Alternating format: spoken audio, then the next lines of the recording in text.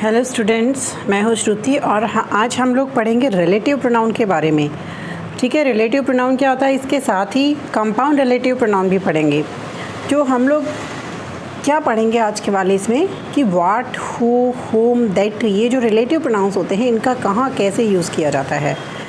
तो स्टार्ट करते हैं। पहले तो हम इनका हिंदी में अर्थ समझेंगे। हु का मतलब जब हम रिलेटिव प्रोनाउन में यूज़ करते हैं ना, तो इसका मतलब जो हो जाता है, जो।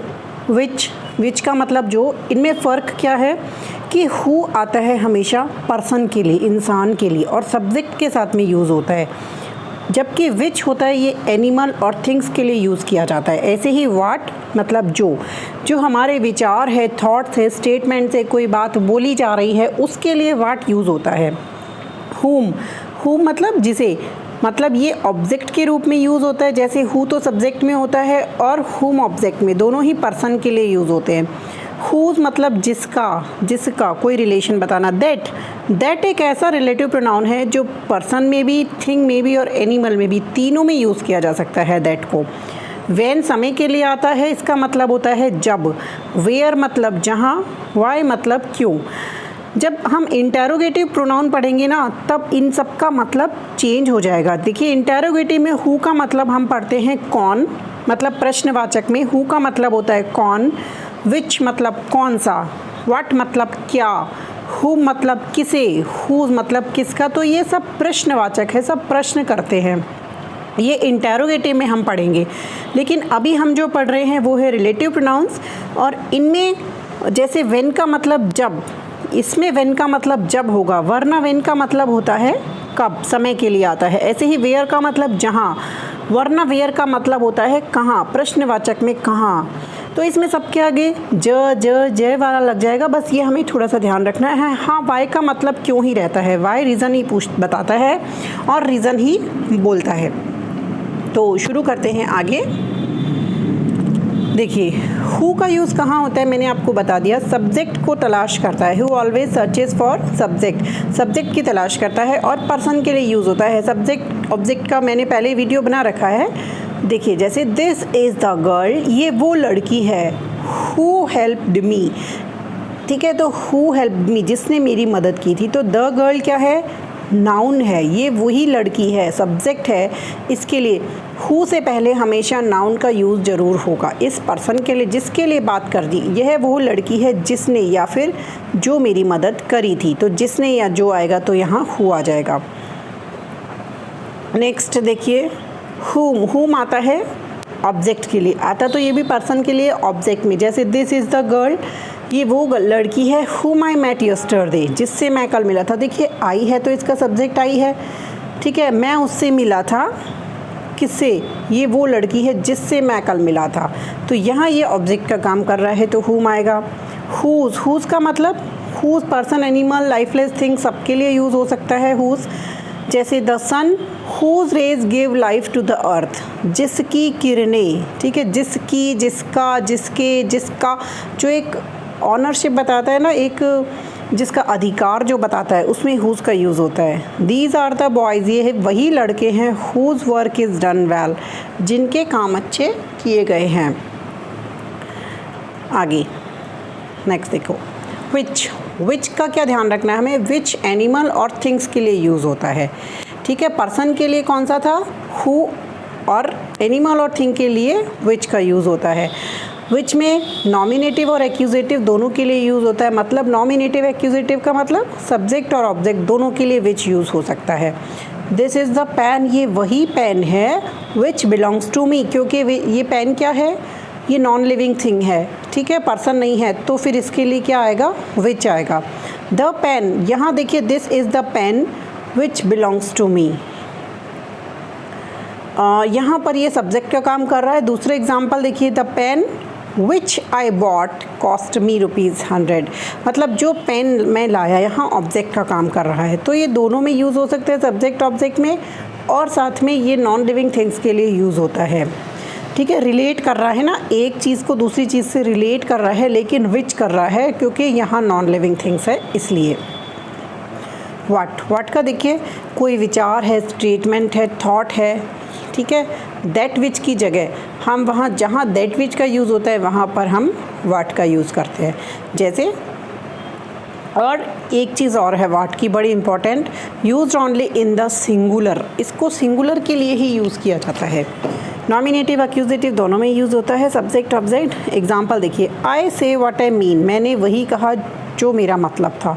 तो जो कहा तो स्टेटमेंट हो गया ना, तो उस चीज़ के लिए व्हाट आएगा। He found what he was looking for, उसको वो मिल गया जिसके लिए वो ढूंढ रहा था। तो यहाँ उसका एक विचार हो गया कि उसके दिमाग में जो चल रहा था, वो जो ढूंढ रहा था वो उसको मिल गया। ठीक है, आगे देखिए, दैट सबसे इम्पॉर्टेंट और सबसे इसमें मेन थिंग आती है दैट की। मैंने आपको बता दिया दैट पर्सन, एनिमल, थिंग तीनों के लिए यूज़ हो सकता है according to situation. Singular plural दोनों के साथ आ सकता है। इसका कोई जेनेटिव केस नहीं होता, मतलब ठीक है। ये किस किस के लिए यूज़ होता है, जैसे ऑफ विच, जिसका में भी दैट आ जाएगा, इन विच जिसमें भी दैट आ जाएगा, एट विच कोई पर्टिकुलर थिंग के लिए आएगा तो डेट आ जाएगा। जैसे I remember the day that he came, मुझे वो दिन याद है जब वो आया था, डेज़ वगैरह के लिए। एक एग्जांपल देखिए, my sister that has been adopted by my aunt is ill, मेरी सिस्टर जो मेरी आंट ने अडॉप्ट की थी वो बीमार है। तो देखिए यहाँ पर क्या है, if I happen to have more than one sister, यदि मेरे एक से ज़्यादा सिस्टर है और उनमें से मैं एक की बात कर रहा हूँ तो हम दैट का यूज़ करेंगे। सबसे इंपॉर्टेंट चीज़ देखिए, सुपरलेटिव डिग्रीज़ में दैट का यूज़ होता है, ये बात अपने दिमाग में रख लेना। दैट के दो तीन यूज़ ऐसे होते हैं, वहाँ दैट के अलावा दूसरा आ ही नहीं सकता। जैसे सुपरलेटिव डिग्रीज़ में हम दैट का यूज़ करेंगे, this is the best that we can do. ठीक है, द वाइजेस्ट, EST मतलब सुपरलेटिव डिग्री आ रही ना, the wisest man that ever lived made mistakes, तो यहाँ सुपरलेटिव डिग्रीज़ में हम लोग दैट का यूज़ करेंगे। ऐसे ही नेक्स्ट है, after the words all, some, any, none, nothing, only, इन सभी वर्ड के बाद चाहे कुछ भी हो जाए हमेशा दैट का यूज़ होता है। चाहे सेंटेंस में ये वर्ड कहीं पर भी हो, we have to use that, we have to use that there. जैसे it is only dogs, only आ गया, दैट बार्क जो भौंकते हैं, all is not gold that glitters, all आ गया। तो इस तरह से जहाँ ये वर्ड्स को अपने दिमाग में रखना, ये वर्ड्स आ जाएंगे ना, वहाँ हमेशा दैट रिलेटिव प्रोनाउन का यूज़ होगा। उसके बाद इंटेरोगेटिव प्रोनाउंस, जो पहले से प्रश्नवाचक है, WH वर्ड्स में जो प्रश्नवाचक है, जो पहले से WH वर्ड प्रश्न पूछ रहा है, उसके बाद यदि हमें प्रोनाउन का यूज़ करना होगा तो किसका करेंगे, दोबारा से उस प्रश्नवाचक का तो कर नहीं सकते। जैसे who that saw her did not pity her, ठीक है। तो यहाँ पर वो जिसने, तो वापस से हमें इसी चीज़ का यूज़ करना पड़ा ना, तो डेट का यूज़ करेंगे। ऐसे ही what is it that troubles you, ऐसा क्या है जो तुम्हें परेशान कर रहा है। जो, यहाँ जो का दोबारा यूज़ हुआ, यहाँ इंटेरोगेटिव पहले ही आ गया, तो फिर यहाँ पर दैट का यूज़ हुआ। अब देखिए नेक्स्ट एग्जांपल भी बड़ा इंपॉर्टेंट है।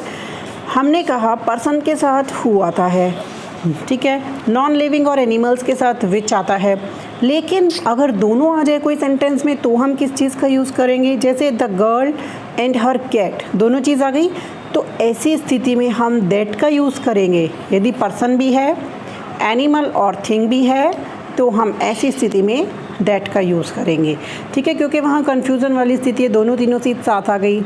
आगे वेयर का हमें पता है प्लेस के लिए यूज़ होता है, ठीक है। I know where you are going, when का टाइम के लिए यूज़ होता है, you can come when you have time.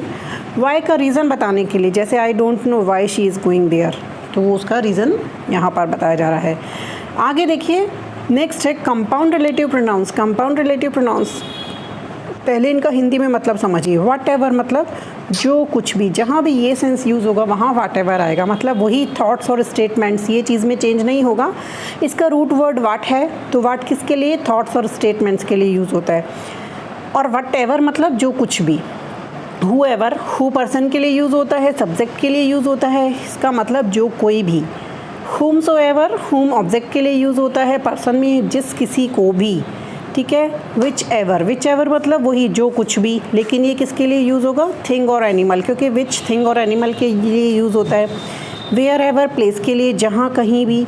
When ever जब कभी भी, टाइम के लिए, ठीक है। अब इनके एग्जाम्पल देखना, तब आपको समझ में आएगा। जैसे whatever you think is your problem, मतलब जो कुछ भी तुम सोचते हो वो तुम्हारी प्रॉब्लम है। तो जो कुछ भी आया ना, और जो कुछ भी है, और सोच हमारा एक थॉट हो गई, तो whatever. I shall call him whoever will call me, मैं उसी को बुलाऊंगा जो कोई भी मुझे बुलाएगा। ठीक है, तो जो कोई भी आ गया और पर्सन के लिए आया। आई will help whom so ever will you tell, मैं उसकी मदद करूंगा जिसके लिए तुम मुझे बोलोगे, जिस किसी के भी लिए भी। Which ever you have is yours, जो कुछ भी तुम्हारे पास है वो तुम्हारा। जो कुछ भी कोई सामान है तो पर्सन तो है नहीं, तो विच एवर आएगा। You can go where ever you wish, जहाँ तुम्हारी इच्छा है तुम जा सकते हो, जहाँ कहीं भी। You can come when ever you wish, जब कभी भी तुम्हारी इच्छा हो तुम आ सकते हो। तो मैंने अपनी पूरी कोशिश की आपको समझाने की, होपफुली आपको समझ भी आया होगा। If you like my video then please subscribe this channel. Thank you very much.